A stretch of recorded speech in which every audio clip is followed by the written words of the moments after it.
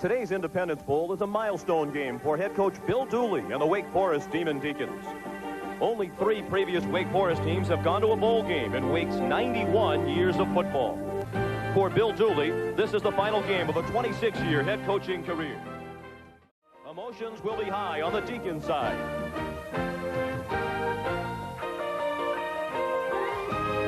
Across the field, the Oregon Ducks and head coach Rich Brooks are making their 3rd bowl appearance in 4 years. Oregon has moved into national prominence with a fierce defense that is ranked 14th in the nation. 2 programs on the rise battle it out in the 17th Hole and Weed Eater Independence Bowl. ESPN welcomes you to Independence Stadium in Shreveport, Louisiana, for the Hole and Weed Eater Independence Bowl. As today, the Oregon Ducks take on the Wake Forest Demon Deacons. Hello, everyone, and welcome. I'm Sean McDonough, and it's great to have you with us. From all of us at ESPN, a Happy New Year to all of you. This is the first meeting ever between these 2 schools. As a matter of fact, it's the first time Oregon has ever played a team from the ACC, and the first time that Wake Forest has ever played a team from the Pac-10. But it didn't take long for these 2 teams to get to know each other when they arrived here in Shreveport earlier this week. At the Team Awards banquet on Monday night, they exchanged pleasantries and greetings, but fortunately no punches were thrown before the 2 teams were separated. And as we bring in Mike Gottfried, Coach, the problems in preparing for this game as a coach when you don't know very much about the opposition. Well, Sean, I was going to say they didn't know each other, but they obviously do after that party. But when you don't play a team during the year and you really don't play a common opponent, it's tough to try to measure up. So I think the first part of the game would just be getting to know each other's strategies. They are similar teams. Both teams like to run rather than pass when they are on offense, and both teams feature excellent defenses with strong people, particularly up front. You're exactly right, Sean. Ron, frankly, Sean, but you're exactly right, and it will come down to which team plays the best defense, because if you can establish the run in this game, if you're Wake Forest or Oregon, you really have an advantage, because then you can throw the football, and they are running teams. And Oregon is led on defense by Romeo Bandison, the middle guard. Now, Wake Forest has to double team him, and that will allow the Oregon linebackers to run free. Just an excellent defensive player, Sean. On the other side of the ball for Wake Forest, Mike McCrary is their leading defensive player. He's a defensive outside linebacker. He's a pursuit-type tackler, and he'll make life miserable for the Oregon running game and passing game. And, Sean, this is so close it could come down to a field goal. Good points, Mark. Let's go down to the field and check in with Steve Cyphers. Sean, along with offense and defense, one has to consider the kicking game, and when you do, it appears Oregon has the edge because Oregon has Tommy Thompson.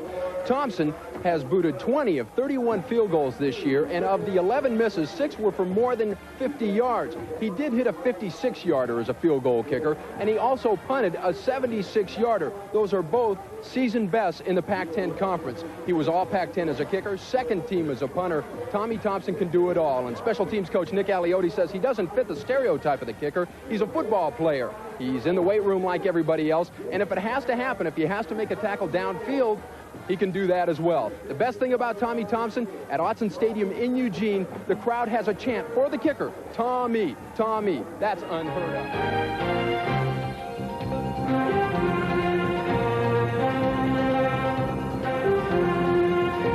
Temperature expected to get in the high 60s this afternoon here in Shreveport for the Hole and Weed Eater Independence Bowl.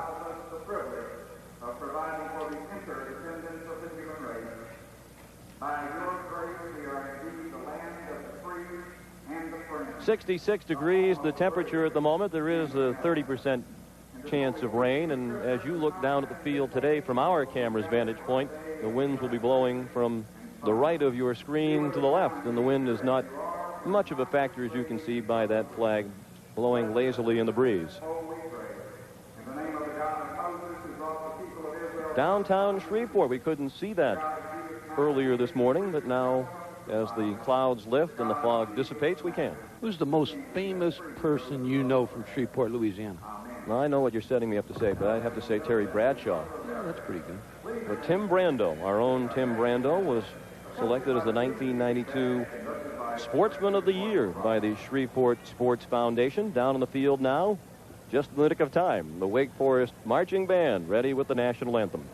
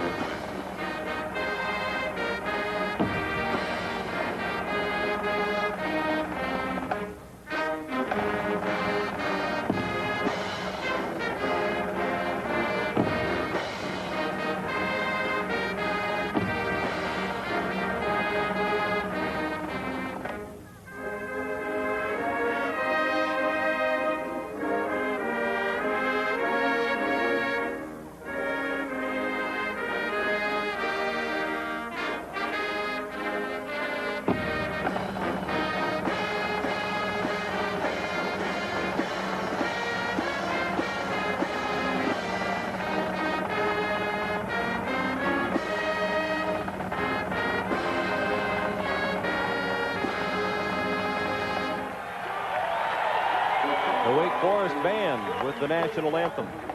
And from the far corner of the stadium, the Oregon Ducks are taking the field. They arrive in Shreveport with a record of 6-5. They needed to win in their rivalry game, the Civil War, as they call it in the state of Oregon, with Oregon State in the regular season finale to qualify for the Independence Bowl. The Ducks got off to a slow start this season. They lost their first 2 games, then won 3 in a row, and they also closed in strong fashion with wins in 3 of their last 4 games. You can understand the 0-2 start and played quality opponents at the outset. Hawaii, the winner of the Holiday Bowl last night, and on the road at Stanford, then got on track and finished with a win at Washington State. They really shut down Drew Bledsoe. They beat California, had a tough loss at home to UCLA, but bounced back with the rivalry win. They started off against 2 teams that were very good on offense with good mix. And now they've really developed into a strong defensive team. Rich Brooks in his 16th season as head coach at the University of Oregon.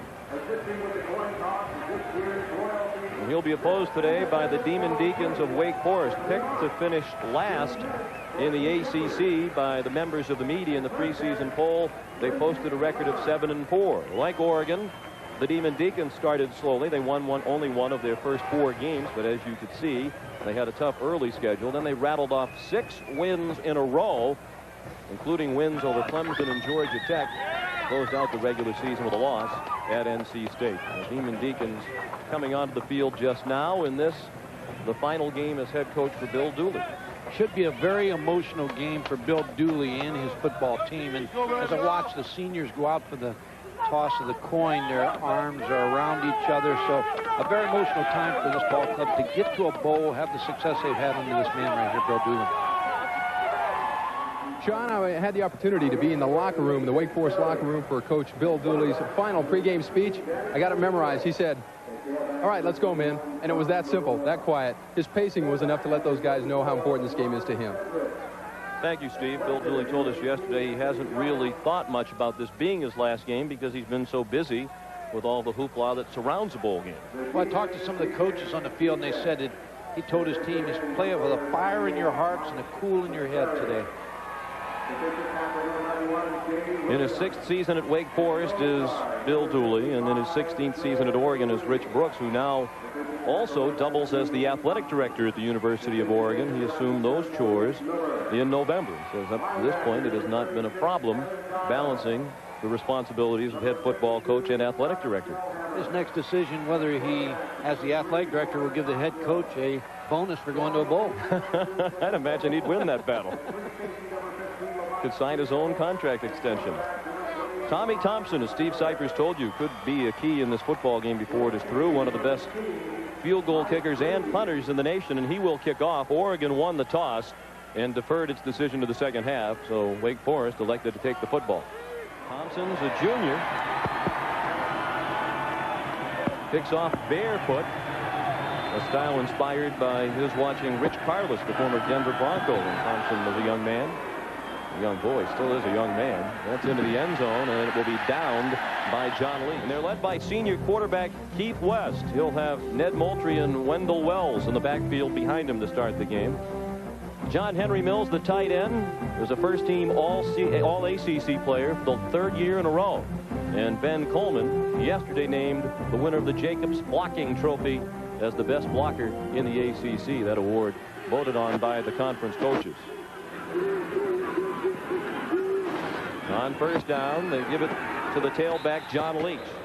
Defensively for the Oregon Ducks this afternoon, they play a 3-4, and Mike mentioned Romeo Bandison. He played only 1 year of high school football in Northern California after moving to this country from the Netherlands, where he grew up. Joe Farwell voted the team MVP this season for Oregon. He had an outstanding year.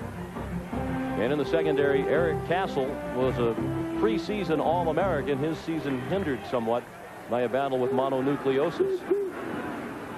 Second down and 8. West looking to throw for the first time. Has a man, Todd Dixon.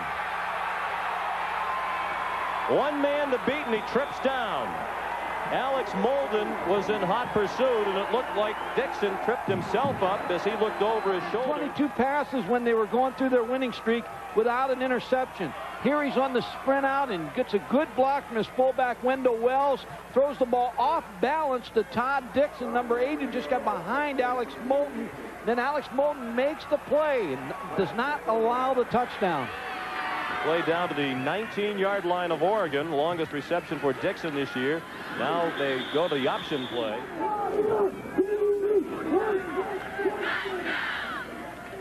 John Leach again. Inside the 10, pushed out of bounds by Eric Castle. Bill Dooley retiring at age 58. He told us yesterday he has not ruled out a return to coaching. He isn't sure what he wants to do in the immediate future. First and goal from the 7-yard line. And flags fly. It is a Big East. Dead ball foul. False start on the offense. Still first down. West looking to throw again. Out into the flat. Incomplete. Intended for Wendell Wells, the fullback. We've played 2 minutes. Opening possession of the football game. Wake Forest on the move. Ned Moultrie on the move. Down to the 2-yard line. Eric Castle saved the touchdown for the Ducks. Wake Forest running right behind Ben Coleman, their big 6'6", 310-pound senior. See how the hole opens up. Good block by Ben Coleman. Then Ned Moultrie just with the power running, and the tackle was finally made by Eric Castle, the fine free safety of Oregon. Look at him come off the ball. Wake Forest opened the hole for Ned Moultrie. He was the leading rusher. Might have been a face mask at the end of the play. Dead ball, personal foul against both teams. It was a dead ball foul. They will offset. It'll be third down where the ball was dead. I think they were continuing that argument they had at dinner the other night. Either food must have been bad there or something.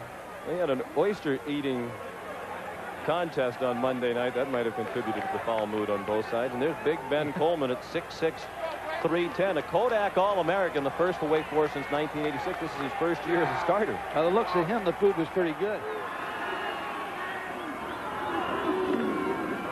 Leach to the goal line. Touchdown. John Leach, the junior from Garner, North Carolina, had 5 rushing touchdowns during the regular season and 1 now in the bowl game. The emotional start for Wake Forest. They've been a team that's had focus all year. Bill Dooley announced his retirement at the beginning of the season. Sometimes that has a real adverse effect, but for this team, they've really focused, and the coach does a nice job of keeping the goals ahead of them. Mike Green, the junior from Greensboro, adds the extra point.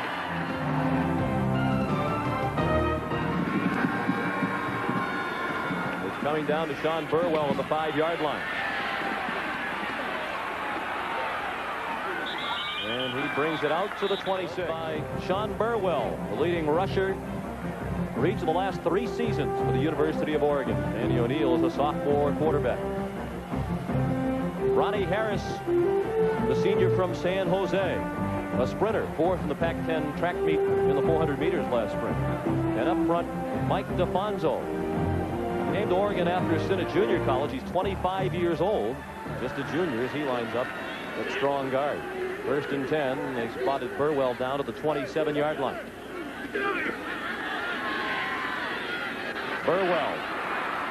He's also the leading receiver for Oregon, and he's close to a first down. Mike McCrary, second-team All-ACC player this year. He led the conference in tackles for a loss. Kevin Giles led the team in tackles this year with 116 despite missing the last game with turf toe. And George Coghill is a 2-time first-team All-ACC selection. Second down and 1. They picked up 9 on the opening pass play to Burwell. They did not pick up the first down with that run. They actually lost a yard on the carry by Burwell. So it's third down and 2. Juan Shedrick. He's close. First and 10 Oregon. Wake Forest leads 7-0. With 10:45 to play in the first quarter. Neal with a play action pass. It was deflected, and nearly intercepted by George Coghill. Intended for Derek. The important thing about a bowl game is because you have so much time to prepare, is are you excited to play your opponent, or is your opponent more excited to play you? A perfect example of that is Fresno State the other night against Southern Cal. They were excited to play them. And Wake Forest and Oregon both just trying to feel each other out here. George Coghill almost picking that pass off. Coghill, a senior from Fredericksburg, Virginia. Second down and 10 for the Ducks. Shedrick out to the 46-yard line, about a yard and a half short of the first down. Third down, a long one. It's nearly a yard and a half. And he'll look to throw for it, and does. First down and more for Oregon. Crashing into Wake Forest territory, Vince Ferry, the tight end. Wake Forest was really bunched up to try to stop the run, and you can see how open Vince Ferry is coming off the line of scrimmage. And also, Sean Burwell, number 21, had 2 open receivers out there.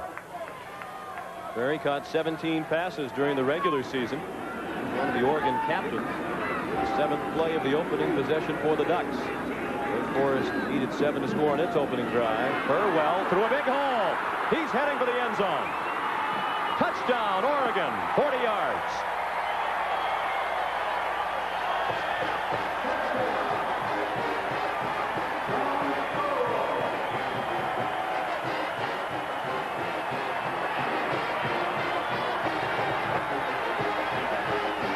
Sean Burwell, number 21. Look at the block by number 24, Juan Shedrick, which really opens up the play. And Mike DeFonso, number 65. Just nice blocking at the point of attack, led by the fullback. Here's Sean Burwell again. Now watch, he read the blocks, then he's in the secondary. And the free safety was cheating over to the tight end side. And Sean Burwell has a race to the end zone. Tommy Thompson missed only 1 extra point this year. High snap. With a good job by Doug Musgrave, the holder, to come down with it. One of the highlights of Independence Bowl week for the players on both sides, a trip to visit the patients at the Shriners Hospital for crippled children here in Shreveport. Oregon made the visit on Monday. The Wake Forest Demon Deacons dropped in on Tuesday, and they really helped to lift the spirits of the youngsters at the Shriners Hospital. Tommy Thompson puts the foot to it. Another kick into the end zone that will be downed by John Leach. 2 of those in the last 6 under Dooley. John Leach picks up a first down, picks up 12 yards. Out to the 32, Chad Cota and Eric Castle, the safety, called upon to combine on the stop. Leach and Moultrie alternated tailback. Leach came out after picking up 12 and went back to the fullback, Wendell Wells.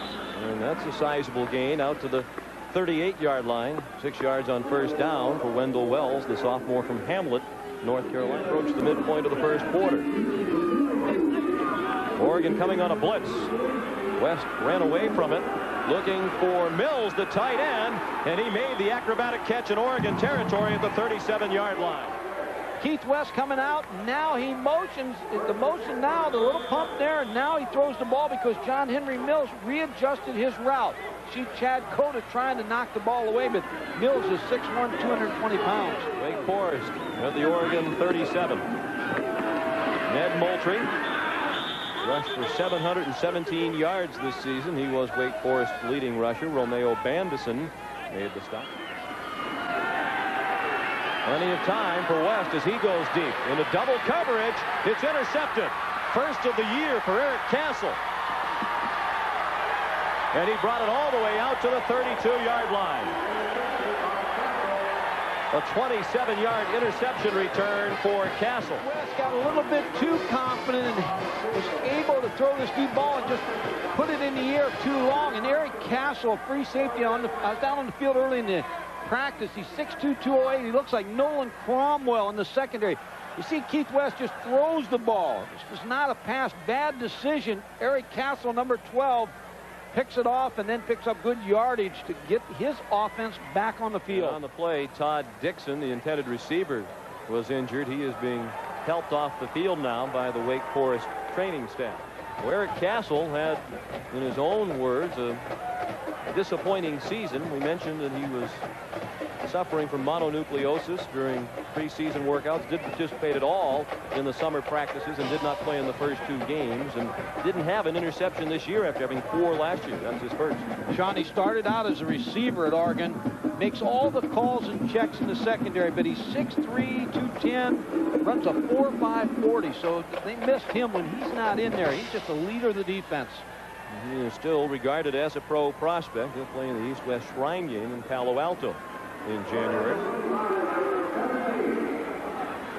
There was a penalty for unsportsmanlike conduct against Oregon after the play was over.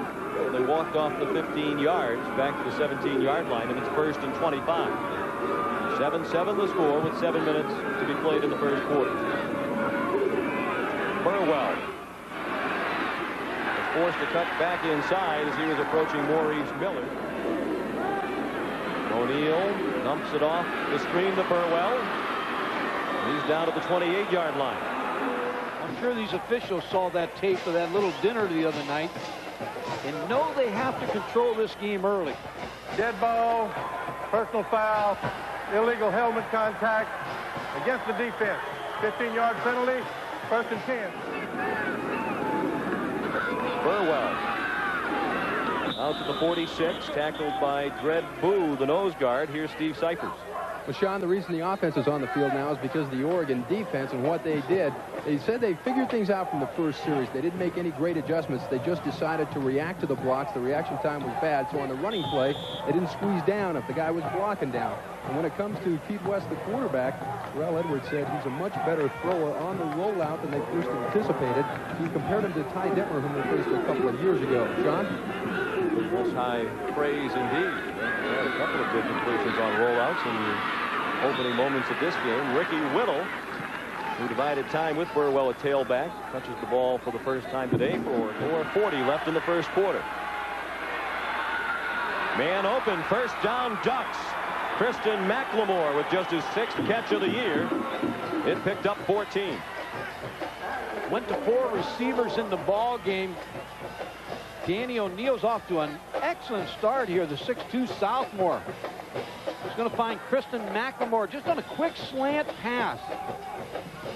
Oregon gave up 45 sacks during the year, and they told me that Danny O'Neal will take a sack, not throwing the ball away as much as they'd like to. But today, to start of this ball game, it's 5 out of 6, and no one's getting close to him. Completed 55% of his passes during the regular season. That's better than that in the early going here. Faked the reverse to Deadweiler, dumped it off to Whittle. He's in trouble and down at the line of scrimmage and at the Wake Forest 39. Juan Shedrick, junior. Blitz. He dumped it off, complete. Thompson doubles as the punter. He does not punt barefoot. He says he doesn't have as good a feel for the football with the barefoot when he's punting. Punched with the shoe and had a bit too much on that one. It's into the end zone, a 37-yard punt. In 1989, a wind chill of 14 degrees did not stop an Oregon Duck comeback. Quarterback Bill Musgrave passed for 320 yards, but his 1-yard touchdown run tied the game. Greg McCallum's 20-yard field goal was the winning margin as Oregon and coach Rich Brooks left with the victory over Tulsa and the Independence Bowl trophy. There's still a few Ducks who participated in that Independence Bowl game in 1989 who are on the roster here today. A lot of fans have made the trip from the Pacific Northwest. 1st and 10, Wake Forest from its own 20-yard line with 2 minutes to play in the first quarter. Wendell Wells. He gained 2 on first down, 2nd and 8.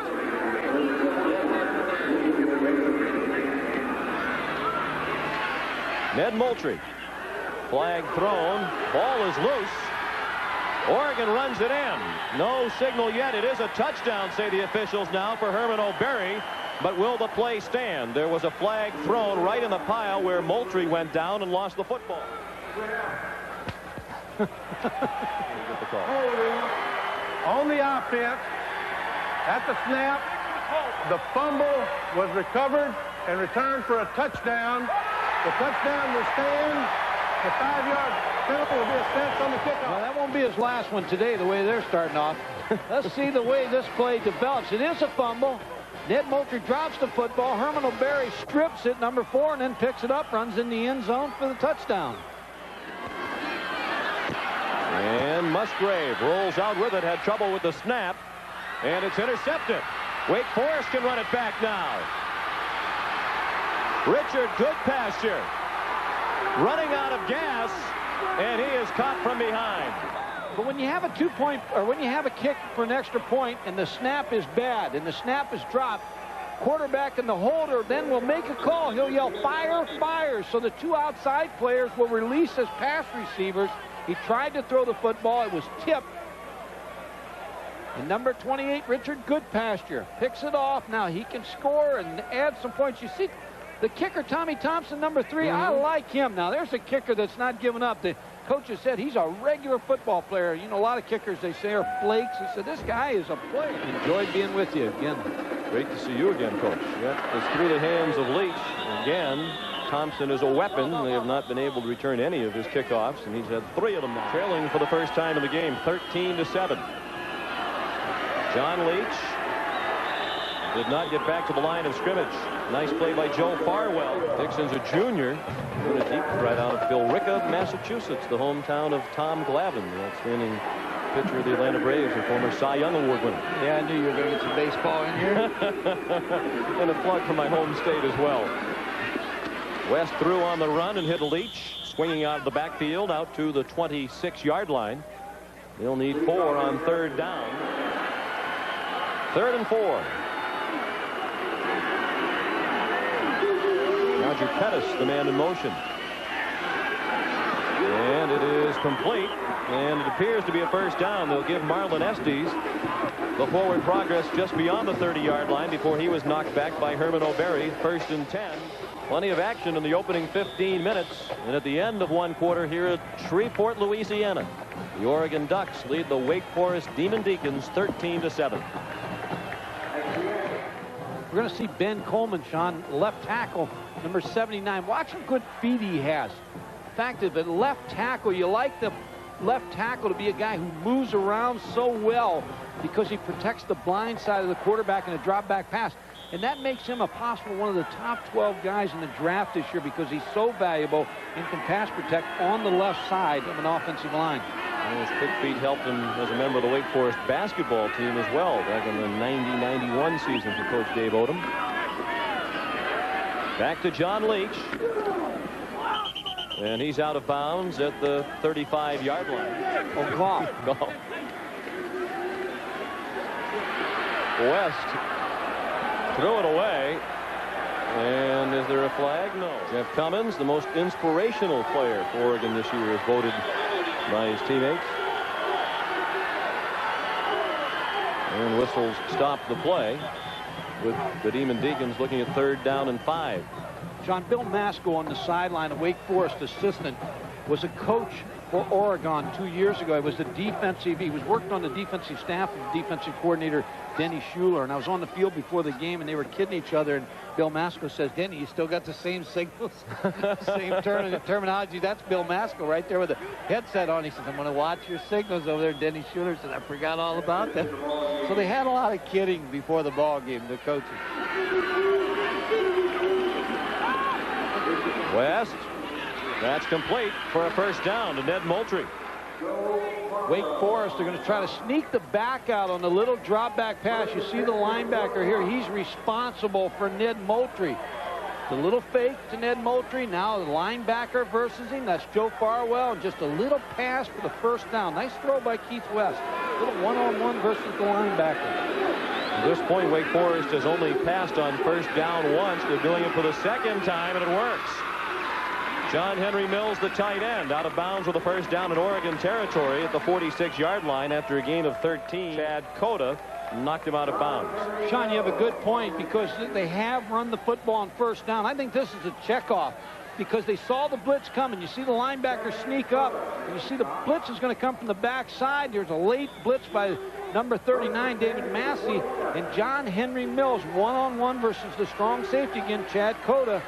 And Wake Forest wins the battle again. First and 10 for the Demon Deacons. This is the 8th run on first down for Wake Forest as compared to the 2 first down passes. It was Ned Moultrie in his best game this year against Army when he rushed for 149 yards, the highest single game total by a Wake runner in 5 years. Take a look at Romeo Bandison on this play, the big middle guard. 6'5", can really move around. You see him, number 97, 280 pounds, 4'7". Played 1 year of high school football, like you mentioned, and they thought he was going to have another year. He didn't, and that's Oregon recruited him in the summer. Just a big load in the middle that you have to double team. In his 1 year of high school football, his team went 0-10. John Leach thrown down at the line of scrimmage. And it was Bandison, the nose guard, the junior from Mill Valley, California, but originally from the Hague in the Netherlands. Well, they moved him over on that play on the guard, so they only single blocked him, and you can't single block Romeo Bandison. You're going to see him here block on Romeo Bandison one-on-one. You'll see him come off the block and make the tackle. You can't handle him one-on-one, Sean. You have to double him. Kevin Smith was against him, number 70, the offensive guard. Came to this country as a senior in high school as an exchange student in California. On 3rd and 8, West. Complete to Leach. He's banged out of bounds by Eric Castle, short of the first down. It appears that he will. A couple of backup tight ends coming into the game. It's his last game. The alumni can't question him anymore. I'm going for it. You can do whatever you want today when you're walking away when it's over. Brother of Vince Dooley, and is from Mobile, Alabama. The Dooleys are very proud of them in Mobile. 4th and 2, 11th play of the possession. They pitch it to the receiver coming around, Travis Johns, and he has the first down. All those plays when you don't worry about the alumni anymore or the athletic director. Eddie Williamson, the offensive coordinator, who's going to North Carolina to coach with Mac Brown next year, calls the option play to Travis Johns and worked perfectly for the first down. You mentioned Eddie Williamson. At the moment, he is the only member of the assistant coaching staff of Wake Forest who has a job lined up when this game is over. And as Mike mentioned, that's most unfortunate given that these coaches should be rewarded for the 7-4 season that they've had. Into a crowd again. Mills, the tight end, outstretched, made a great catch. Henry Mills yesterday, you're going to see him. He blocks, gives the idea that's a play away from him. Now the scramble rule becomes involved because he's a late decision to throw the football to him. But did you see him keep his feet in bounds? But I asked him yesterday, I said, who on the Oregon defense in the secondary impresses you most? He says, the nose tackle. I said, he's not in the secondary. He said, he impresses me the most off of the film. And he's talking about Bandison. Another impressive drive by Wake Forest. Oregon leads 13-7. Leach skips ahead for the first down. 1st and 10. Demon Deacons on the move. With 12 minutes to play in the first half. West under pressure. Throws it into a crowd again. Touchdown. One official says touchdown. The other said incomplete. Now they get on the same page, and there's also a flag thrown there. And you're right, it was against Mills for pushing off on Chad Cole. By that official, because that's what it looked like. Let's see what we see on the replay. Again, Keith West throws across his body. You see the little push there on Chad Cota by John Henry Mills. I'll tell you, that's a good call from where it came from by the official. I credit him. And one official nearest the camera signaled touchdown. The other said incomplete. And the third official, the one furthest from the play, made the right call on the push-off. There's a touchdown, there's incomplete, and there's interference. Got it all. Wake Forest affected much more greatly by the penalty yardage to this point. 2nd down and 25 now. Go to the draw with Wendell Wells. And didn't yield much. He crossed the 30. They gave him the 29 before he was driven. The 4th bowl game in the 91-year history of the Wake Forest football program. The first since 1979 when a young coach named John McAvey took them to the Tangerine Bowl. Todd Dixon makes the quick toss. Todd Dixon, number 80, junior receiver. Good catch. Alex Molden, number 1, knocks him out of bounds. And you're talking about John Mackovic as we get set for the field goal. Ernie Accorsi, Pat Williams of the Orlando basketball team. With a 38-yard attempt. Certainly long enough, and right down the middle. On the banks of the Red River is the Sports Museum of Champions, where Shreveport and Bossier City pay tribute to their many great sportsmen. More than 90 individuals are honored, including native son Terry Bradshaw and former centenary basketball star Robert Parrish.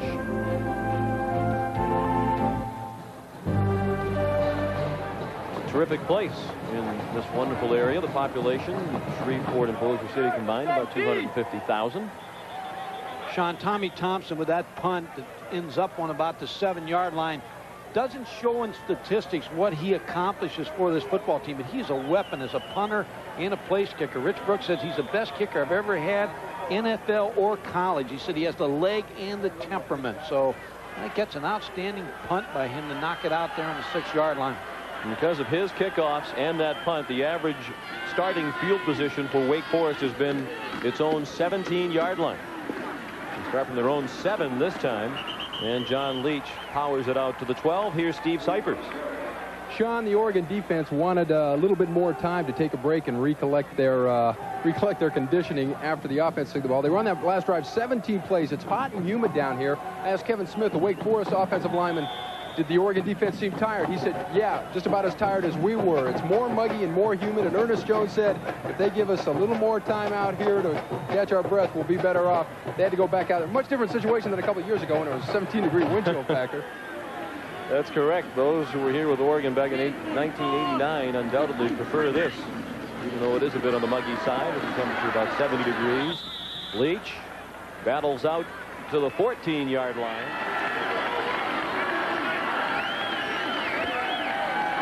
Leach lost the football. Oregon has it at the 10-yard line. Herman O'Berry, who ran in a fumble for a touchdown earlier, recovered at the 10. Can't make these kind of mistakes in any kind of game. In a bowl game, you get a 3rd and 3 situation. Here's the toss sweep. Number 4, Herman O'Berry, is there to take on the play. John Leach just looks like he just drops the ball. A little bump there, drops the football, and gives Oregon the ball on the 10-yard line. Let's go back to the punt. Tommy Thompson's the one that set this whole thing up for Oregon. Looked like O'Berry might have just gotten a finger on the ball as he went pawing at it to pry it loose, and then he recovered. That is incomplete. Bounced around, intended for Ricky Whittle. Whittle has a promising career ahead of him at Oregon. He's just a redshirt freshman out of Fresno. Juan Shedrick, the fullback, down to the 4-yard line. 3rd and goal upcoming for the Ducks from the 4. Lamont Scales took him down for Wake Forest. Oregon trying to build on a 13-10 lead. Incomplete. It was intended for Anthony Jones in the end zone. They tried to bring both receivers, one inside, one outside. But you're going to see number 3, George Coghill, with a good move with his left hand. And who's back on the field? Your guy, Tommy Thompson.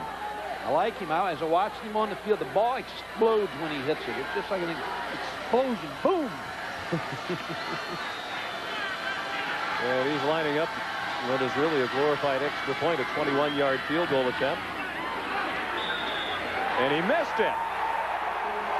He's talking to his holder a little bit here as he walks off the field, whether or not he got the ball down. Doug Musgrave, the way Tommy Thompson wanted it. Watch the hold here. Seems to be down okay. No miss. I think he just hooked. He knows right away he missed it. The key also is Wake Forest had 3 turnovers, but Oregon's only been able to convert them into 1 score. They may come back to haunt them the last series. The ball at the 10-yard line and did not get any points. That pitch is batted down. West had it batted down. Now the Ducks are running it in for a touchdown, but they're going to spot it back at the 8-yard line. You can't run that in. Number 14, the quarterback, comes down the line of scrimmage. Number 56, Troy Bailey, never really had the threat of the run or the pitch. He was just able to play both. To come out with his left hand, deflect the ball. Bad decision by Keith West. Bailey tried to recover the football. Now number 40, Ernest Jones, who's second to Stanford's Ron George and sacks in the Pac-10, recovers the ball for Oregon. Ernest Jones, with most of the Ducks from the state of Oregon or California, went a long way to go to school. He's from Utica, New York. Troy Bailey made the big play. Well, they had it at the 10 following a fumble moments ago and did not score, and now they get it at the 8. Saw the graphic. 4 turnovers committed by Wake Forest, none committed by Oregon, but yet Oregon only leads by 3 points with under 5 minutes to play in the first half. Ricky Whittle knocked down after a gain of 1 by the free safety Lamont Scales, number 15. On 3rd and goal. To the end zone. Touchdown, Oregon. Vince Perry.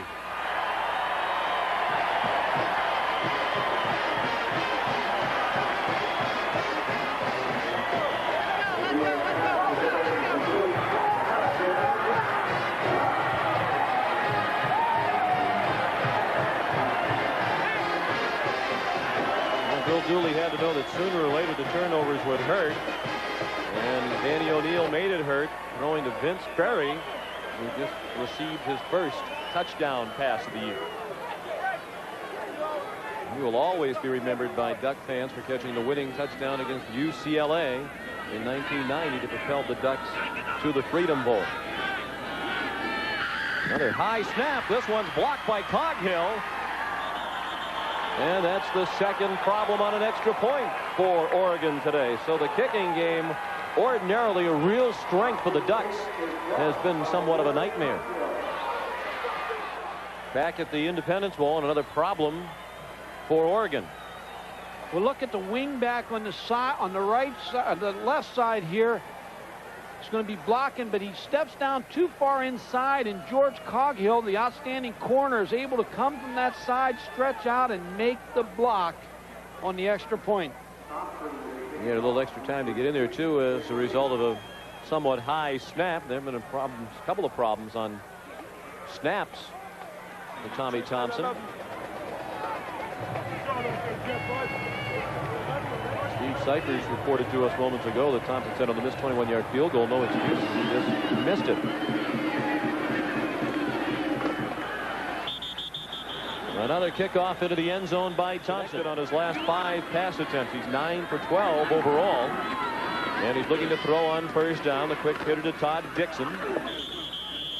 And Sean, you alluded to the errant pitch. Terrell Edwards said before the play, West checked off, and the Oregon defense picked up the audible. He says they know what they're calling now when they check off. I don't know if that's true, but it sure looked like it.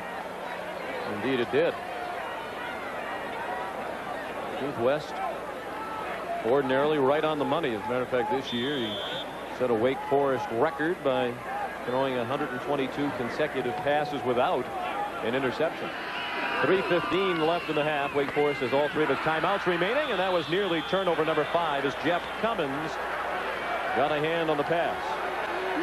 And that formation, Sean, the way Wake Forest is playing this, they're spreading out the tight end, so they're really up to only their 5 linemen inside.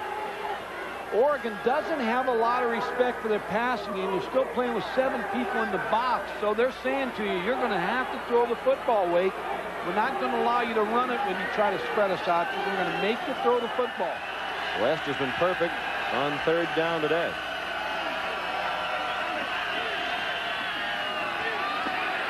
He got away from Ernest Jones, but couldn't get away from the rest of the Oregon defense, most notably Romeo Bandison. Ernest Jones, who put the immediate pressure on, as it was said before, second to Stanford's Ron George in sacks in the Pac-10. He just forced him to Romeo Bandison.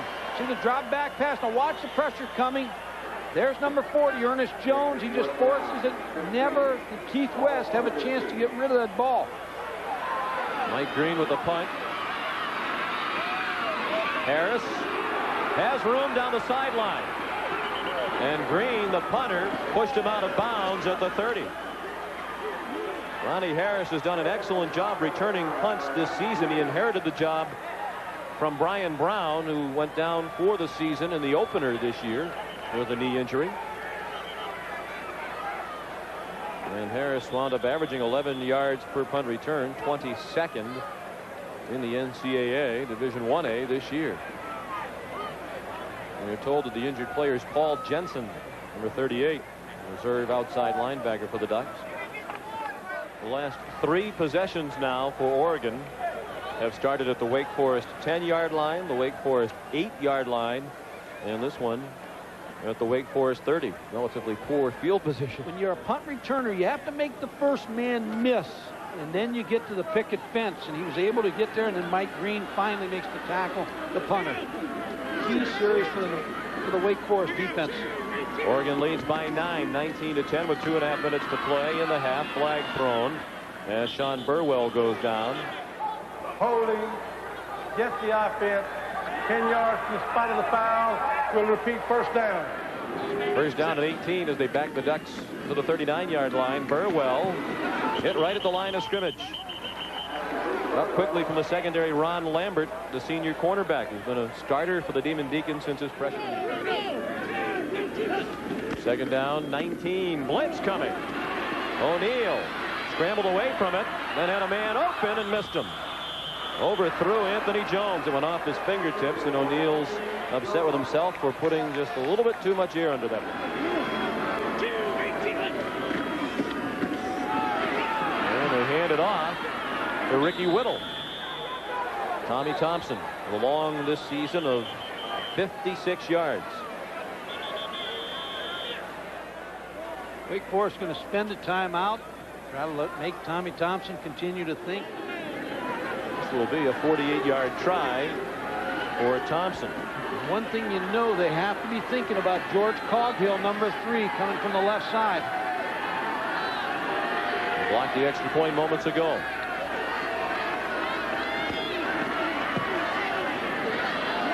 It is good.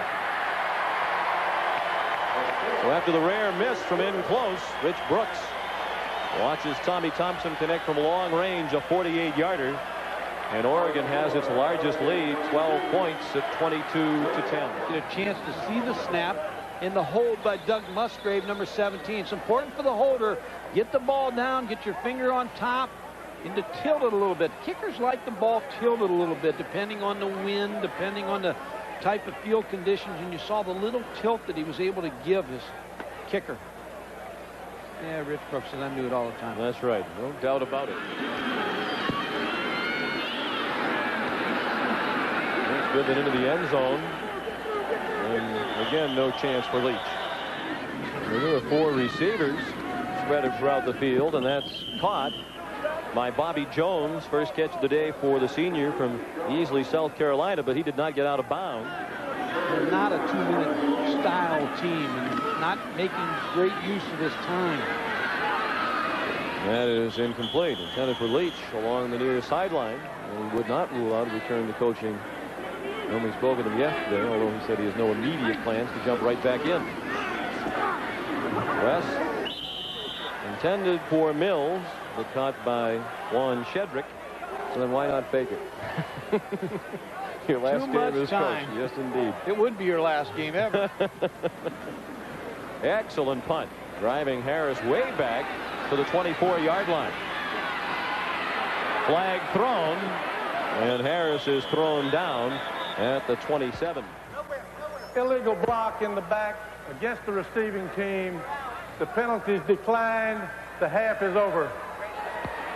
Unbeknownst to the Ducks, they had huddled. They were ready to go. All right, Coach, what did you like and what didn't you like about the first half when it comes to the Ducks? Well, I didn't like the way we played defense early. I didn't like our snapping on PAT field. We've had trouble with that late in the year, and we changed centers, but we've had some problems with that. We had some breakdowns, but the defense took charge with some takeaways, some big key turnovers, and that turned the game in our favor. Because the importance of, if fans probably didn't know this, but Tommy Thompson, the importance of his punting game and the field position. Field position football is going your way. Was that in the game plan? Well, it is, because we feel Tommy is one of the best kickers and punters in the nation. We've had some trouble with PATs and that short missed field goal, but the punting was great. His kickoffs were superior, particularly into the wind in the second quarter. Last thing, Coach, have you saved anything for the second half that you didn't show weight? We do have some plays. I'd like to run them, but we'd like to control the line of scrimmage a little better. We've got a lot of work to do before we can win this football game. All right, Coach Brooks, thank you very much. Good luck to you. Coach, what adjustments were made in the locker room? Well, the big adjustment, we've got to quit hurting ourselves. We can't turn that ball over like we did in the first half. If we can eliminate that, I think we'll be all right. Was there any thought given to changing the audible system? Players on both sides of the ball were indicating that Oregon might be picking up those signals.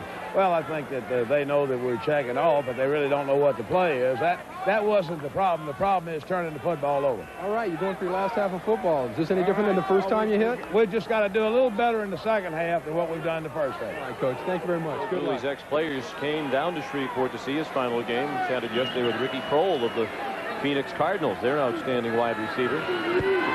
Wake Forest kicks off. Wade Tollison's kickoff goes out of bounds. The kickoff goes out of bounds. There is a flag.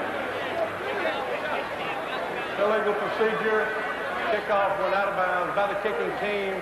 Will be placed on the 35-yard line, 1st and 10. And the biggest number, the takeaways. Wake Forest turned it over 4 times, sending up 12 Oregon points. 1st and 10 at the 35 after the kickoff out of bounds. Sean Burwell bounces out to the 39-yard line, a gain of 4. Maurice Miller made the tackle. An advantage for Oregon is the fact that they've been in 3 out of the last 4 bowl games in the last 4 years. Wake Forest first time in a bowl game for many, many years. So maybe they'll settle down a little bit in the second half now that they're in their first bowl. The half's by the way, and let's settle down now and play football. I'm sure that's what Bill Dooley has told them at halftime. 2nd down along 5. Burwell again. He rushed for 40 yards on 7 carries in the first half. He lost a half yard on the previous play. 3rd down and 6. The Demon Deacons showing blitz, and they do come on the blitz. And it pays off as Maurice Miller spins Danny O'Neal down. First sack of the day for Maurice Miller. See the stunt. Number 97, Maurice Miller, comes inside. The tackle steps outside. Maurice Miller gets a clear shot at the quarterback and brings him down with the sack for the Wake Forest defense. Tommy Thompson. Very high punt. George Coghill. Looked like he was tripped. And the Wake Forest sideline was hollering for a flag. A 43-yard punt with plenty of hang time. All of that right here on ESPN. On the first play of the second half for the Demon Deacons, Wendell Wells, the fullback, powered it out to the 31-yard line. He gained 5. Very well on offense did Wake Forest. Drove down the field on the opening possession and scored. And they've had a first down in quite a while now. Largely because of the turnovers. Intended for Dixon. Here's another turnover. Herman O'Berry. He's recovered 2 fumbles, one of which he ran in for a touchdown. Now he has an interception, his 7th of the year. Romeo Bandison makes this play, and he made Keith West make a bad decision because he pressured him and allowed the rush to force Keith West into throwing a bad pass. You're going to see Keith West with a nice fake, but you see Bandison right in the face of Keith West. Never had a chance, threw the ball wildly, and Herman O'Berry picks it off. And again, you got to credit the Oregon defense. They're making things happen. Denny Schuler, the defensive coordinator. Personal foul against the black team after the interception, after the ball is dead. 15-yard penalty, first down. It's at the 19-yard line of Wake Forest. 1st and 10 Oregon. Burwell into a swarm.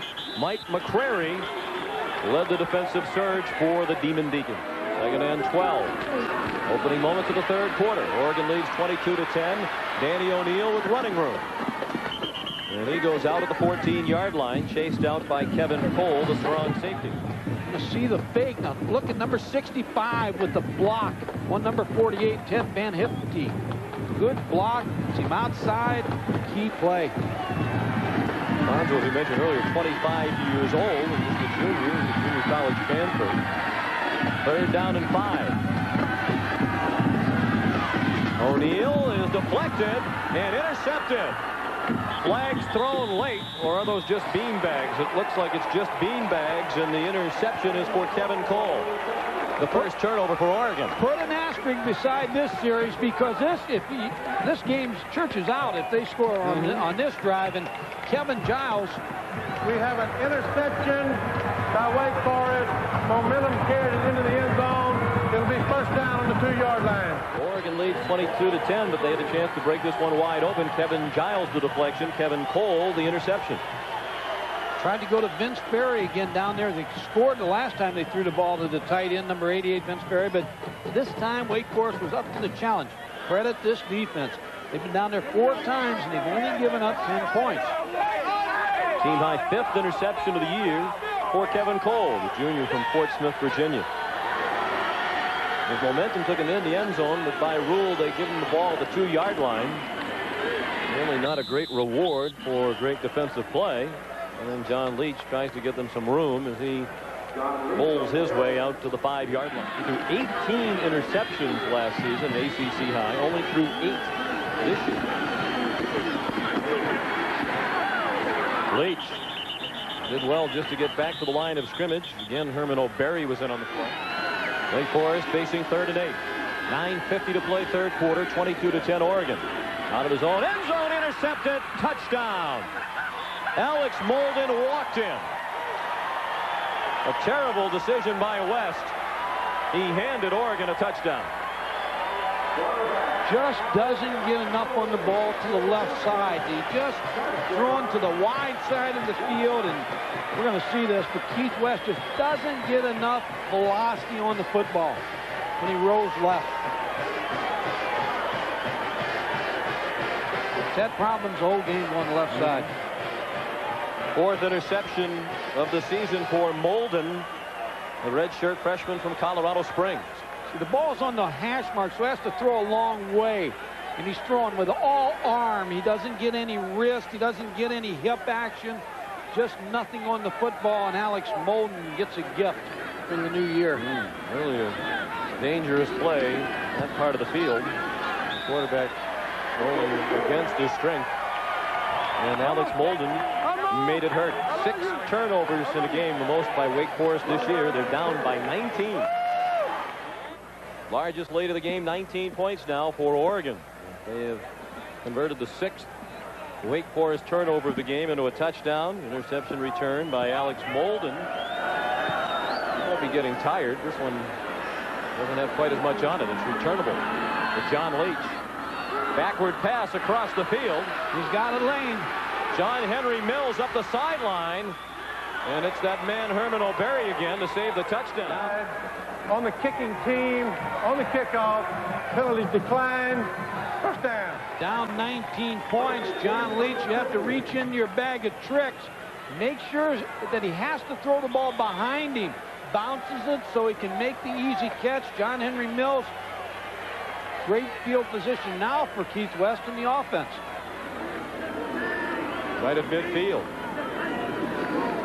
Flag down. The man in motion. Leach started up the field too early, and wouldn't you know, it's a completion to Mills down to the 17-yard line. But it looked from here that John Leach, who went in motion, started up the field a fraction ahead of the snap. Motion on the offense. Replay first down. See Wake Forest turnovers. They just have had a poor day on offense. And then some. 6 turnovers converted into 19 Oregon points. This possession began at midfield. It's back to the Wake Forest 45 after the 5-yard walk-off. Ned Moultrie gets the 5 yards back, +1. Banged down by Eric Castle. You can see Eric Castle's strength. When he tackles you, he brings a load with him. 208 pounds, and he just belted Ned Moultrie at the end of this play. You like a free safety that can send a message to the running backs and the wide receivers. And there's the message from Eric Castle.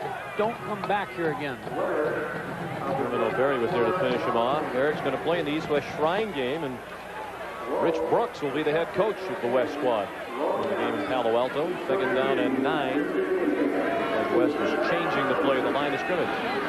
29-10 Oregon. 8:25 to play, 3rd quarter. He threw that away. West has thrown 6 passes in a row without a completion. It's the left tackle, how far back he is. No flag down on 3rd and 9. West saw an opening up the middle but couldn't get there.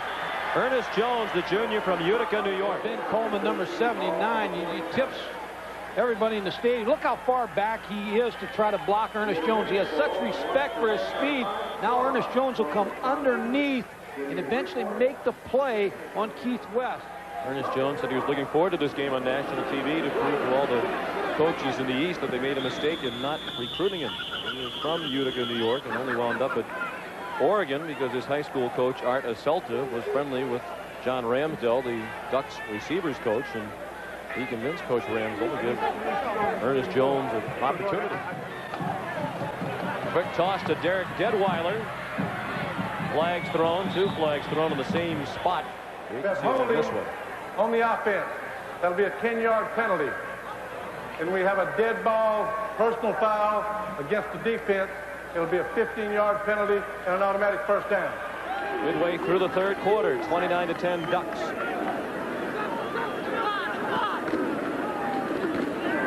Shedrick to the 30 for a gain at ACC Coach of the Year this year. As you might expect, the team that picked to finish last goes 7-4. And goes, so that'll be his final game unless he gets another coaching job. Batted down by Willie Hall was the pass from Danny O'Neill. So Hall, who's in from McCreary and who's played sparingly this year, only parts of 8 games, has made 2 big plays since coming in. He's a sophomore from Delray Beach, Florida. Well, when they go back over this game, Wake Forest is going to be pleased with their defensive effort. Their offense has just put them in some bad spots. You see Willie Hall, 6'2", able to get his hands up on the pass rush and deflect the ball of Danny O'Neill. But the defense has played well. Todd Hill, one of only 2 players in ACC history to have 1,000+ career yards in punt returns. Boy, Slade is the other. It's been a very pleasant day here in Shreveport, Louisiana for the Poland Weed-Eater Independence Bowl, particularly pleasant for Oregon. I don't think Tim Brando had too many pleasant days in that building. That is Fair Park High School, which is the high school that Tim Brando attended for 7 or 8 years, we're told. It's just to the left of the stadium. It's Billy Andrade's 7-iron away. 14 years, 12-year education. Sure, Tim's giving him some money. Oh, yeah. Help him out. You have a Sports Center scoop for that, true. Play action pass on first down. West. Incomplete. The strength as you see Keith West. Again, he's throwing across his body. Just couldn't get enough on it. The inability to run the football for Wake Forest just keeps them throwing the football, and their mistakes. That's not their game. Their game is mixed. Run and pass. Strong start has misfired on his last 7 pass attempts. 2nd and 10. They mix in the run, and the Ducks were not surprised. Wendell Wells popped hard at the line of scrimmage. Joe Farwell and Ernest Jones at the bottom of the pile. It's been an emotional year plus for Joe Farwell. His father passed away last January from pancreatic cancer. That illness was diagnosed at the start of the 1991 football season, and Farwell said it was an awful year for him. He was one of the captains last year, had such a difficult time last season dealing with his dad's illness that he did not play well, didn't behave always particularly well around the program, was not voted as a captain this senior year. He bounced back to be voted the team MVP by his teammates this season with a great performance. And the long dry spell ends for West as he's on the money to Travis Johns, and it depends on the spot. Reported in August in great shape, and he played all year. Had a big 2-point conversion pass earlier this year in their win over Clemson. You better make sure they knock Romeo out of there, number 97. West keeps it, and they're going to give him the first down. Eddie McKeel, the center, number 54, on a quarterback sneak. He knows old Romeo's there. Needs to get a little piece of him, and did just enough to get Keith West the first down. He's working in the tobacco fields of eastern North Carolina. West rolled away from the pressure. It was Bandison, as you might expect. And West runs out of bounds with a loss on the play back to the 47. The only thing Keith West can hope for is that Romeo Bandison tires out, because he's in the backfield quicker than the snap. This is some football player here, Sean. He's a junior, 6'5", 280, 4'7", 40. He's got speed, he's got quickness, he's got strength, he's got size, he's got it all. He's actually benched in the 3rd game of the year after not playing well the first 2. He played very well the rest of the way. 2nd and 13, ripping through the hole, Wendell Wells. And Herman O'Berry tackles him. Score, but Herman O'Berry is smart here. As the fullback's giving the ball to Wendell Wells, watch how Herman O'Berry does not allow him to get to the sideline. He uses his block, he lets the sideline, he helps, and he does not let him get outside to contain. Smart play by Herman O'Berry, who led the Pac-10 in interceptions this year with 6, and he has one today as well. He's only able to voted to the honorable mention all Pac-10 team. Down the middle, Mills with the catch. Inside the 5 to the goal line, and down inches short of a touchdown. This time they just lined up in the formation, and they catch him in 2 deep coverage. You see the safety, number 7, Chad Cota, work the other side. Now the linebacker, number 39, David Massey, has underneath coverage. Just can't cover John Henry Mills. Down the middle of 2 deep coverage, wide open, and watch him run over. First and goal from inside the 1.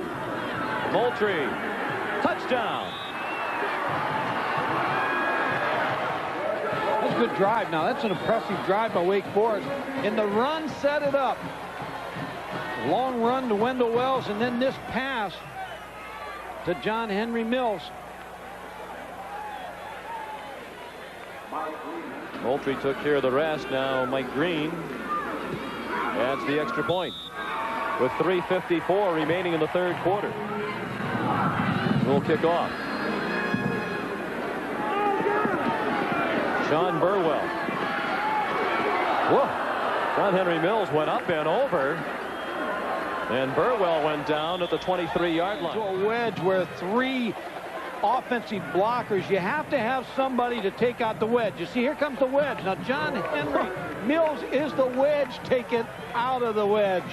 Went right over top, and that gives your other players a chance, because what happens is you absorb one guy with 3. First and 10, Oregon. Wake Forest back in the game with the touchdown that narrowed the Oregon lead to 12. Over the middle, it is caught. Ronnie Harris, the senior from San Jose, the only married player on the Oregon team. He married his wife Christine last spring. Whistle stops the play. Wake Forest got a timeout just before the snap. Sean 1. Quarterback Keith West has had the congratulations of everybody on the team, it seems, coming by, trying to instill confidence, saying, way to go, that's the way to play. Quarterback, nice read for the touchdown pass. The other thing, Ben Coleman, the offensive tackle, says they're going to burn the pass rush of Oregon as they give so much pressure upfield with so much speed. But in the 4th quarter, they have some plays to take advantage of that penetration. As they over-penetrate, they'll probably try to go underneath with draw maybe a shovel pass.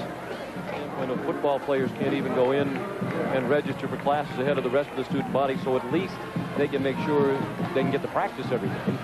You're going to have a problem having a competitive football. And that's only one of many things that we're aware of that's happening at Wake Forest. One of the things reportedly Bill Dooley's upset about. Derek Deadweiler, they were not fooled by the reverse. I agree with you, Sean, but I think the real injustice in college football happens with the assistant coaches, because you have a group of coaches, and you have a university like Wake Forest, and I'm not being critical of Wake Forest because it happens all over, but you got a coaching staff and their families here who are prepared for this bowl game. They're 7-4, they're having a happy time, and all of a sudden they're out of jobs. And you look at these coaches, they're working hard to prepare for this bowl game, then the school says, well, March 31st, that's going to be your last pay. That's wrong. I mean, it's just wrong. You talk education, you talk graduation rates, you talk all these things.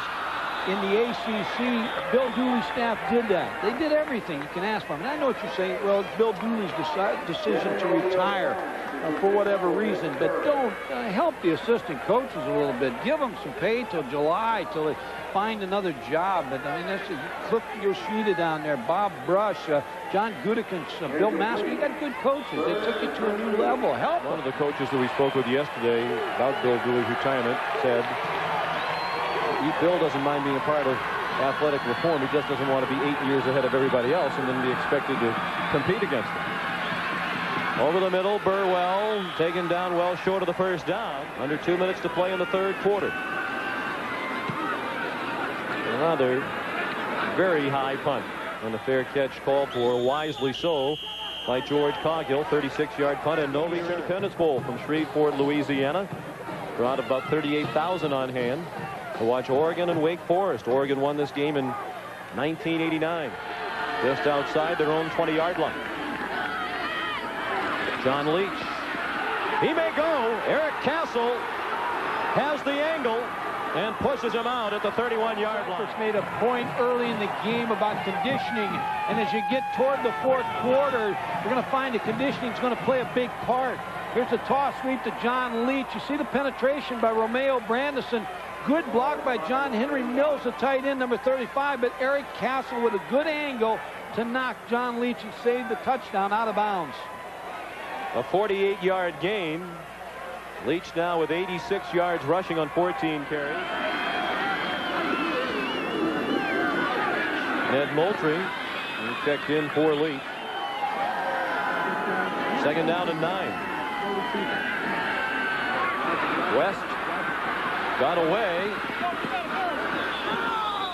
And now they're going to whistle him out of bounds. Was ruled an incomplete pass.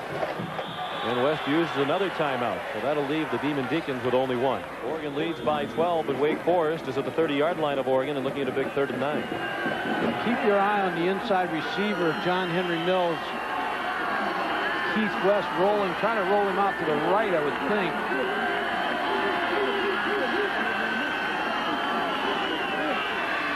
He goes toward the end zone for Dixon. Touchdown! Can't throw it any better than that. Keith West got behind Devon Hosey, who's the nickel back. So they brought the extra DB in, had pretty good coverage, had a coverage defense in, but he just underestimated the speed of Todd Dixon. You see, Todd Dixon was able to get away from him at the line of scrimmage. They were in bump and run, man coverage the whole way. Keith West looked over, saw Todd Dixon one-on-one, and threw the touchdown pass. Mike Green adds the extra point. That makes it a 5-point game. Be trying against Todd Dixon. You got to get kind of a little bit of a push on it. Todd Dixon was able to separate right away, get behind him, and a well-thrown pass. The senior from Augusta, Georgia, puts the foot to it. It's short, down to the 10 in the arms of Burwell. And he's down at the 29-yard line. Tim Johnson, the backup linebacker. The Tangerine Bowl, now known as the Citrus Bowl. And he lost to LSU when John Makovic was the head coach. Of course, Makovic took a 1-10 Wake Forest team and turned that into an 8-4 year in 1979. And that was against Charlie McClendon at LSU. The job Lee Corso tries to keep giving away to everybody in the country. Ricky Whittle in for Burwell, who was injured on the kickoff. Little drop back pass action. Good block on number 48, Ken Van Hifty. And into the secondary for Ricky Whittle. Now, Sean Burrell's hurt, so Whittle really has to carry the load. A good block was by Juan Shedrick, the fullback. Whittle again. Bounced off the pile. He's still short of the first down. Maurice Miller. 1 quarter to be played here at the Poland Weed Eater Independence Bowl in Shreveport, Louisiana. And as far as we know, it's not raining. But that fan is ready just in case. Big play here. Oregon trying to turn the momentum back in their favor. And they do pick up the first down on 3rd and 1. Sean Burwell injured on the kickoff, but perhaps just had the wind knocked out of him. Back in there to slip up the middle to the 44-yard line and give Oregon a first down, but he is hobbling as he gets up again. Big offensive line of Oregon just comes off the ball. Good block on the middle guard, Dred Boo. They double-teamed him and knocked him out of there, and that created the seam. Then you see Juan Shedrick, 24, lead Sean Burrell through, but the double team made that play, knocking Dred Boo out of the middle. Ducks lead by 5 points as the fourth quarter begins. Led by as many as 19. That's dumped off to Whittle. And he's down at the 46, a gain of only 2. Linebacker. Now they play him out just outside the tackle to split inside. He's the strongest player on the team. Whittle hit by Rudy Thompson. Maurice Miller also there. Complete. Intended for Ronnie Harris, but he couldn't come down with it. And Wake Forest will get it back. Down by 5, 2 minutes into the fourth quarter. Well, they brought Kevin Giles on a blitz, and Maurice Miller, number 97, came from the outside to put a little pressure on Danny O'Neill. He knew the blitz was coming, did the right thing, checked off to it. You see the blitz, you see him bring the strong safety, good pasture, number 28, It was blocked well, but I'll tell you, I think when you look back at this film and this tape, the Wake Forest defense has just played super all day. They're in position now to take the lead if they can drive down the field and score a touchdown.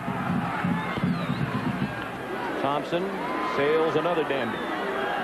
Coghill at the 10 and down at the 15. One piece of outdoor equipment the fans want at the moment is an umbrella, as it has started to rain. Some of the fans here at Independence Stadium in Shreveport taking cover, like they did last year against Mississippi State. John Leach has some blocking in front of him and has the first down.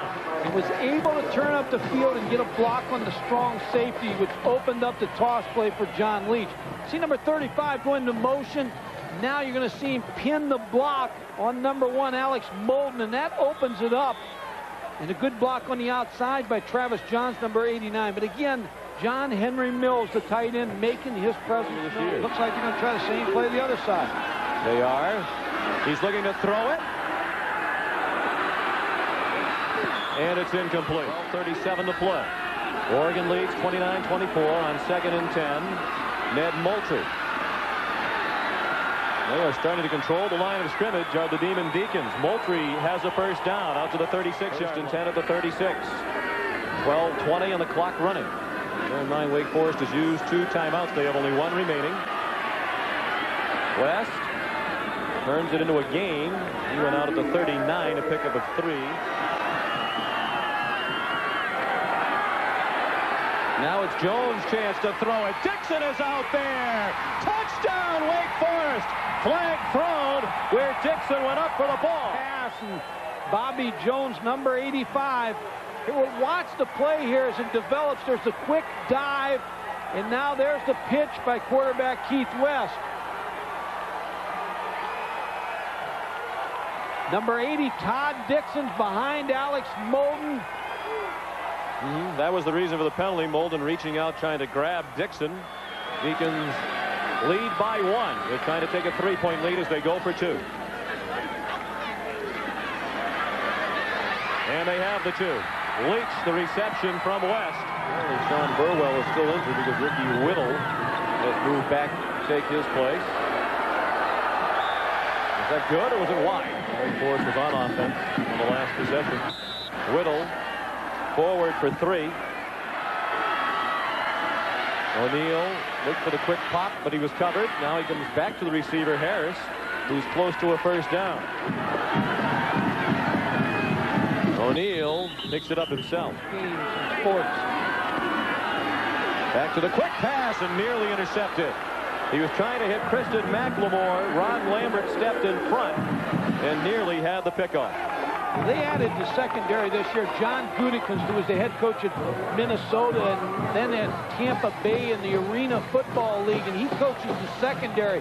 And you see the break that Ron Lambert had on that football. Should have picked it off, but John Gutekunst is coaching his 26th straight game when you take Arena Football, and then he was right there for fall practice.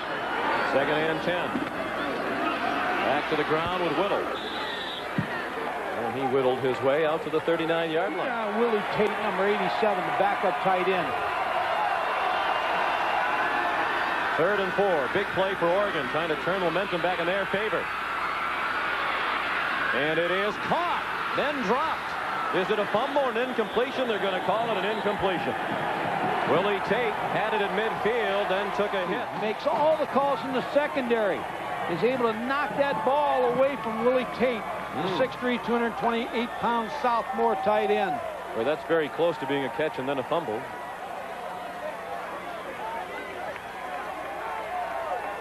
And Oregon recovered it. And this is high but very short. Coghill, the running sliding catch at the 40-yard line. Holding on the offense, 10-yard penalty, repeat first down. It's going to be called on John Henry Mills in motion. Watch him just tackle. His arms are out, and that's probably one of the better tackles I've seen today. Herman O'Berry.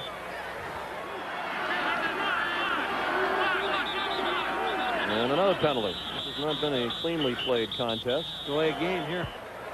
Dead ball foul, delay of game on the offense, still first down. On 1st and 22. You wonder how many times in the history of college football a team has committed 6 turnovers and had 9 penalties and won. Alex Molden, the redshirt freshman from Colorado Springs, Colorado. The injured player is a national recruit. Everybody was after him. Runs a 4.35 40 as a 38-inch vertical leap. 2nd and 20.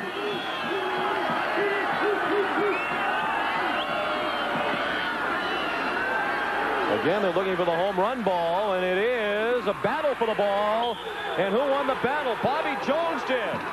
He was there with Eric Castle, but Jones came down with it. It's a jump ball with Bobby Jones and Eric Castle, number 12. You get a 6-foot receiver against a 6'2 safety. Now, that's just a jump ball. Offensive guy pulls it away from Eric Castle. At the 29-yard line of Oregon. Back to the ground. Leach didn't get out of the backfield. And they snapped the ball with 4 seconds left of the play clock. Ripping through the big hole. Moultrie.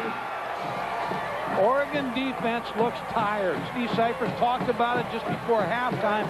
Look at the defensive front. There's a double team on Romeo Bandison.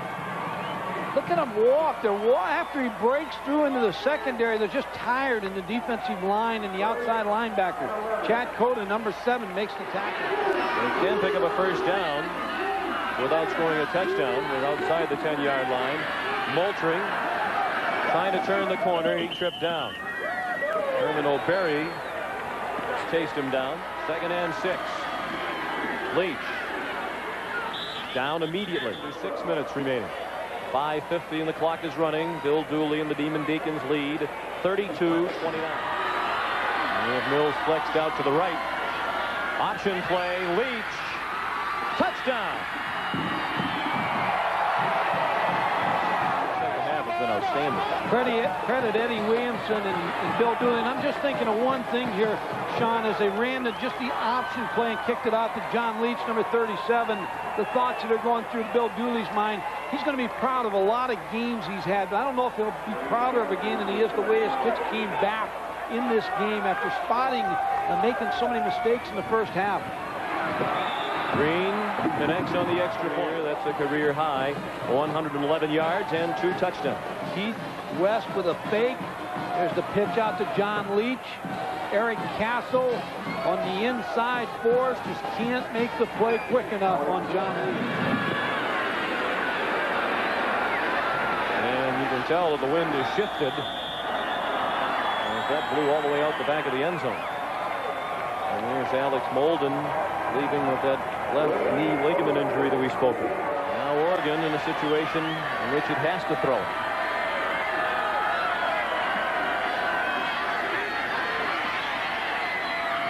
And it's a completion for a first down and more. Ronnie Harris out to the 48-yard line. Ron Lambert was the last line of defense. Ron Lambert, number 20, really makes another good play by the corner. Seen down here at the bottom of the screen, number 20. Ball's thrown at the top of the screen to Ronnie Harris, but now watch Ron Lambert, number 20, does not allow him to get back outside of him. Forces him back inside, then makes the tackle. On 1st and 10. O'Neal. That's a completion. A big hit put on Anthony Jones by George Coghill. Jones down 2 yards short of a first down. 4:40 remaining. Good hit by George Coghill, the all-ACC corner. And Oregon has their 3 timeouts remaining, Sean. 4:33. So if they score, you know, they're in pretty good shape for the onside kick and timeout. 2nd and 2. They go to the ground trying to pick up the first down, and they do. First carry of the day for Donovan Moore. Under pressure.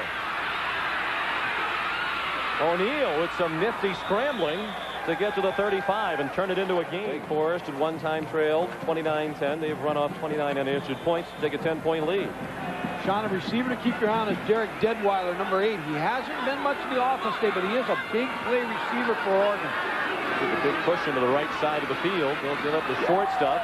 That's good for a first down to Anthony Jones. And again, the clock will stop as they move the chains. Lamont Scales made the tackle, but not before Anthony Jones gained 13. With Thompson in his face, O'Neal stepped back. Now he's down. They use a timeout. Jay Williams. But if they score, I think they'd go for 2, and then the onside kick. Still alive. Second down and 11 is deflected and short of Ronnie Harris. 3:09 remaining. 2 timeouts left for Oregon. He didn't get the play off in time. Third down and 16. They'll back it up. Third down and 16. He's hit as he throws, and it's incomplete. You don't have to kick the field goal here. You have to kick it, then onside kick. You still have a chance to win the game with a 2-point conversion if you score the touchdown now or later. This is going to require all of the strength in Tommy Thompson's leg and bare foot because it's 46 yards into the wind.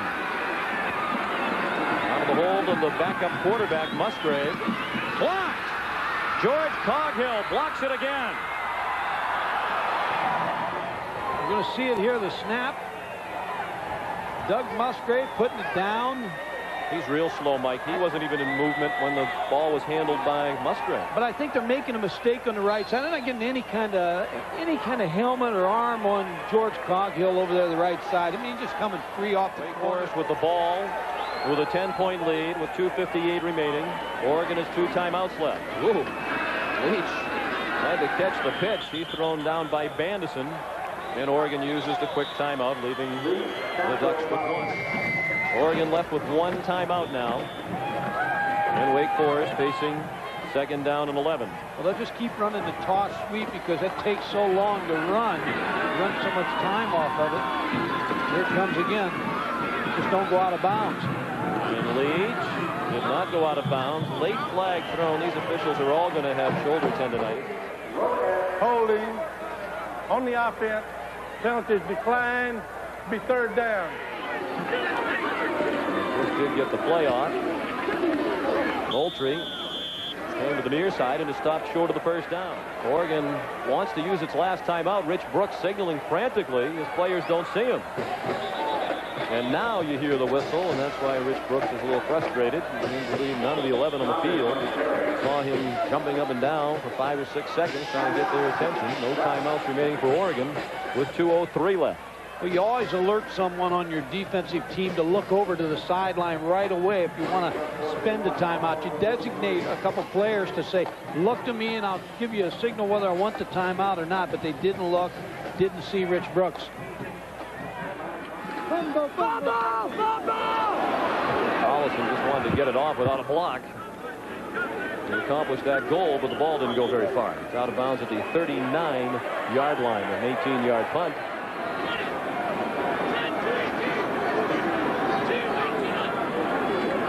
Flag down. The receiver on the near side, Derek Deadweiler, started up the field ahead of the snap. Dead ball foul. Illegal procedure by the offense. They were in the neutral zone before the snap. 5-yard penalty, still first down. First and 15. That's caught for a first down by Anthony Jones.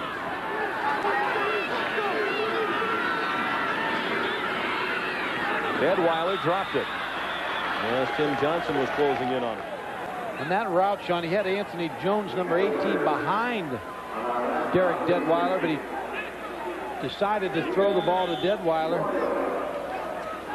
It's probably a blessing for Oregon that he dropped this because he was going to be tackled inbounds and well short of the first down, so the clock would have continued to run. You see Anthony Jones behind him. He's open on that play.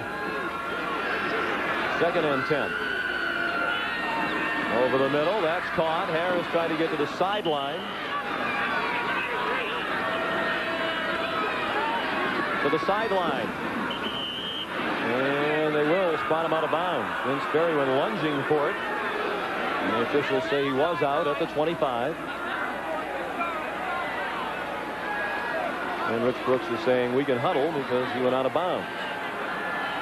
You practice the 2 minutes on both sides of the ball. Your offense, you're working on Thursdays. Usually try to work it every day a little bit, but Thursday's a big day that you work 2 minutes. Wake Forest leads by 10. Oregon on the move in the final couple of minutes. Second and 3. O'Neal. Complete. First down. 10-yard line. Anthony Jones. 15 more for Oregon. Ron Lambert made the tackle. And the clock will stop momentarily as they move the chains. A minute and 15 showing. Not much of a pass rush. They're not blitzing. They're laying back in zone coverage. They're not getting much of a pass rush at all. And throws it in the ground to stop it with a minute and 11. Second down from the 10-yard line. They blitz this time to the end zone. Touchdown! Great catch in the corner by Ronnie Harris. And George Coghill can't believe it. Boy, great catch. And now you got to go for 2 points, I think. Put yourself in a position to win the game on the onside kick with a field goal. What a pass by Danny O'Neill. Ronnie Harris, number 81, working against George Coghill, number 3. Ball's thrown well, and Ronnie Harris comes back to the football. Wow, that ball hit on the ground. I'll tell you, that was very, very close.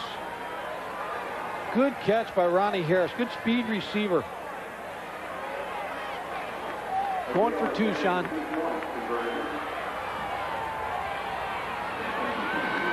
O'Neill. The back of the end zone, incomplete. Coghill broke it up. It was intended for dead wire. Think back to the first half. Thompson missed the 21-yarder. Not a bad snap. So out of character to him. Looms large as one of many big plays in this game. It gets the big hop, and it's fielded by Wake Forest. With the good hands team in there, Danny Jackson, the backup defensive lineman. He's the player that makes the play. As important a play is going to be made today. Pretty good onside kick. There's the bounce you want. Just got there a little bit too soon. Handled well by Jackson. Now, barring a fumble, Wake Forest is going to win the football game. No timeouts left for Oregon. So a tough loss for Rich Brooks as he tried to win the Independence Bowl for the second time in 4 years. He had a 29-10 lead and watched it slip away. He'll head on to the East-West Shrine game as the head coach of the West squad in Palo Alto in January. And if this is indeed Bill Dooley's final game as a college head coach after 26 years, it is certainly one that he will never forget. The season will end at 6-6. And the final season for Bill Dooley at Wake Forest will end at 8-4 with a bowl win.